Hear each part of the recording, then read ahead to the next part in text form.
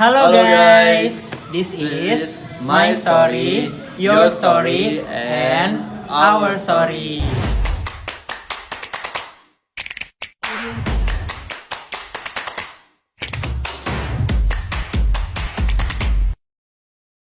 Saat harapan dibuat, disitulah perjuangan dimulai.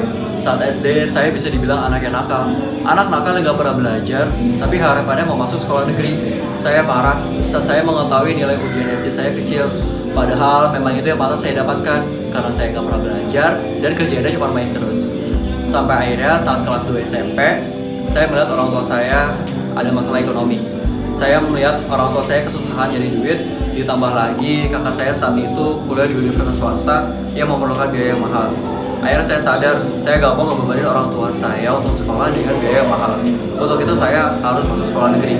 Saya harus berusaha keras buat belajar, walaupun itu rasanya males banget.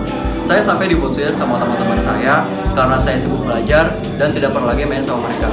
Sampai pada pengumuman kelulusan SMP, saya mendapat ranking 3. Saya senang, namun di satu sisi saya sedih karena nilai ujian saya untuk masuk SMA ternyata nilainya kecil dan nilai saya itu tidak diterima di SMA negeri manapun.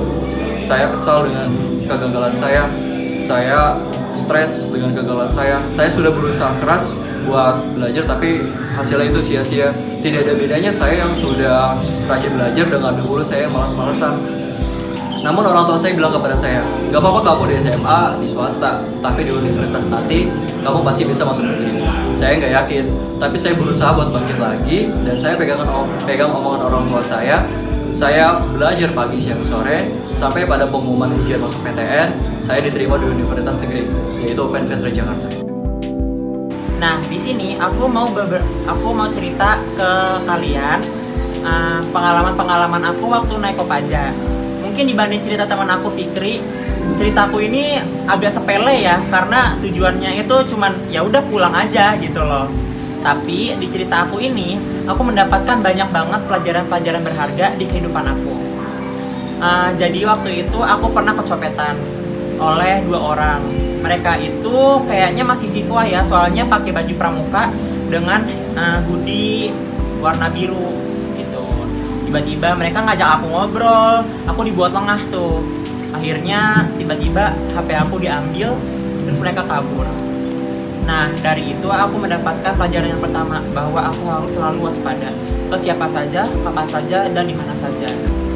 Terus juga Kopaja itu kan nggak punya rute dan jadwal yang tetap ya. Jadinya itu aku harus nunggu lama banget gitu.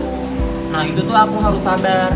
Dan karena itu aku memakan waktu banyak untuk menunggu Kopaja, aku tuh harus bisa mengatur waktu aku sedemikian rupa agar semua kepentingan aku tuh nggak kebuang waktunya gitu loh. Jadinya tuh aku bisa memenuhi semua kepentingan aku gitu.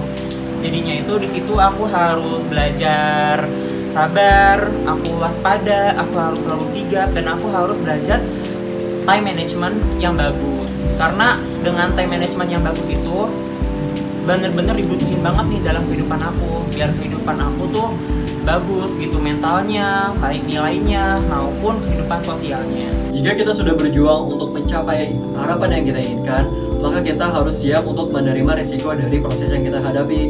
Karena hasil yang kita dapatkan dari apa yang kita perjuangkan itu tidak secepat seperti kita mengedipkan mata. Betul banget guys, gak semudah kita membalikkan telapak tangan kita. Jadinya itu kita harus menikmati proses perjuangan kita tersebut.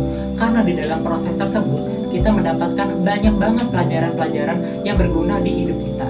Untuk itu yang terpenting adalah bagaimana kita tetap konsisten dari apa yang kita perjuangkan. Jika kita sudah menetapkan A sebagai tujuan kita, maka itu yang perlu kita kejar. Iya guys, jadinya itu kita nggak boleh tuh hilang arah atau tiba-tiba mengganti tujuan kita semau-maunya kita. Karena kita harus konsisten. Konsisten itu adalah kunci kesuksesan.